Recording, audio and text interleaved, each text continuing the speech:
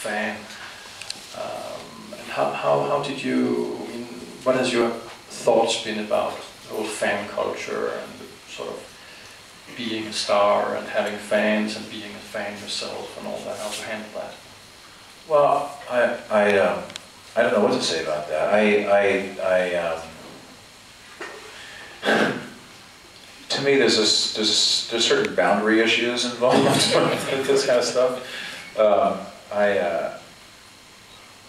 I'm completely smitten with people whose work I admire. I mean, and I kind of like I find it really easy to like completely fall in love with anybody who's doing work that sort of touches me.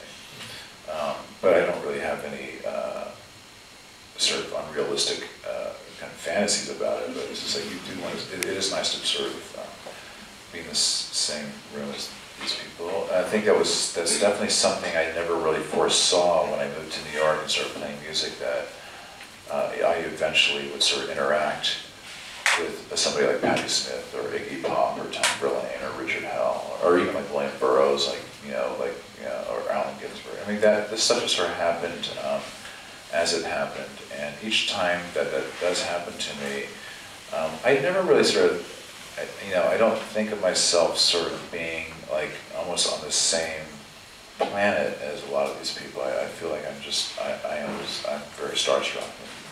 But I guess another reason why I'm asking this is also that in Sonic Youth especially, you had this way of sort of connecting your music or presenting your music in the context of, for instance, visual artists, like having artwork on the covers. And I think our interest was always in community, and in a way I feel like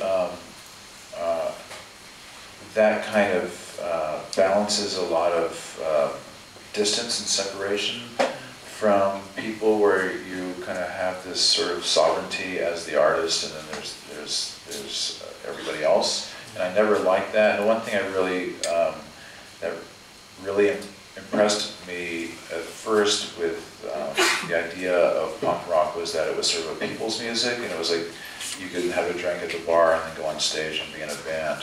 I thought that was I liked that a lot. And I also liked the idea of interdisciplinary work, when I would, the idea of like Cage Cunningham, etc.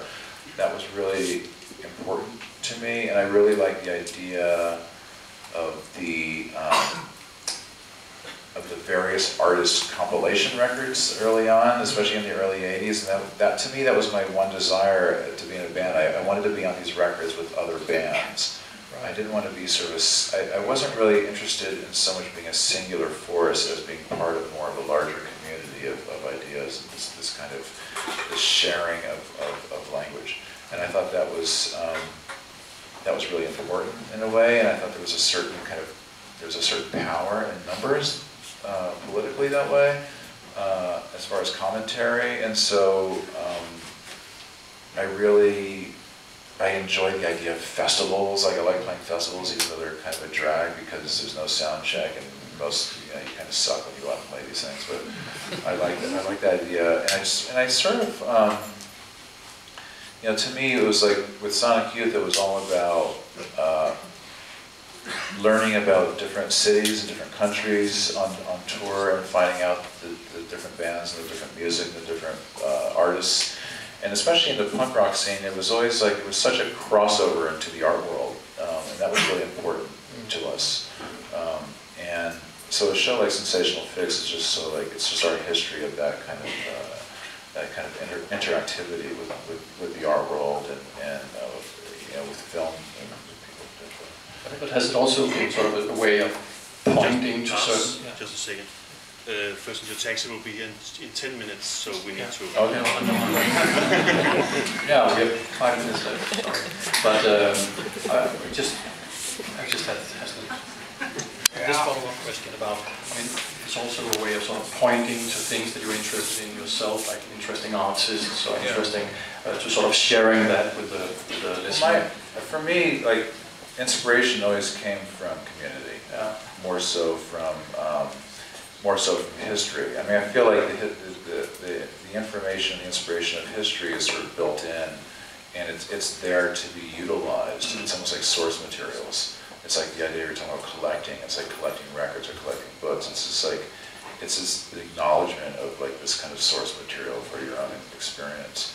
And I find it really sort of, it's kind of palpable. It's kind of like this like living library in a way, and it's kind of more of like a, it's kind of like objects of art. Like it's more about love than anything. But the idea of inspiration to me has always been about contemporary, shared contemporary artists and musicians on the scene. I mean, usually when we come in, for the years that Sonic Youth would tour around the world, I would always be like wanting to sort of ask promoters to ask certain bands to play with us in these towns, and they would invariably never hear of them. They're like, oh, they don't exist. You know, we want to get these guys. And I was like, no, I want this musician to play with us. And it would be some basement noise musician, you know, from like the suburbs, who did like one little cassette that was sent to me, and I thought was really kind of fantastic. And I was like, I want this person to play. And it was always really great. I mean, sometimes it wasn't, but this kid would show up like at sound check, and he had never even played live before, and he was playing in front of like 5,000 people. It was just, do you also consider collecting as a sort of artistic project or part of your? Yeah, definitely. I mean, I see it as the art of the library, right. And it's very personalized, and it's like, it's curatorial. It has a lot to do with artistic ideas of collage and juxtaposition and identity. Yeah, certainly. Yeah. And I guess there's quite a few people here tonight who just, as a sort of closing word, would like to hear a few thoughts on the possible future of Sonic Youth. Yeah, you know, there's. Like I said, you know, I never really sort of see finality in really anything as far as what goes on with, you know, just like exploration of doing music and art. You know, so I would never say that there's any conclusion to a band like Sonic Youth. I mean, but you know, at this point in my life, as you said, maybe 54 years old or whatever, I don't really know. I mean, I'll be surprised as you as what happens next. I think that's a nice remark to make. And I'm sure that you...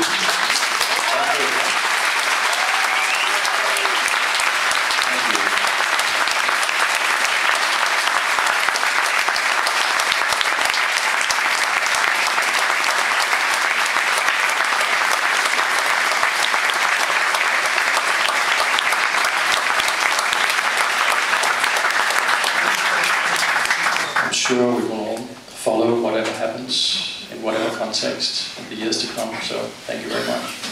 Thanks, everybody.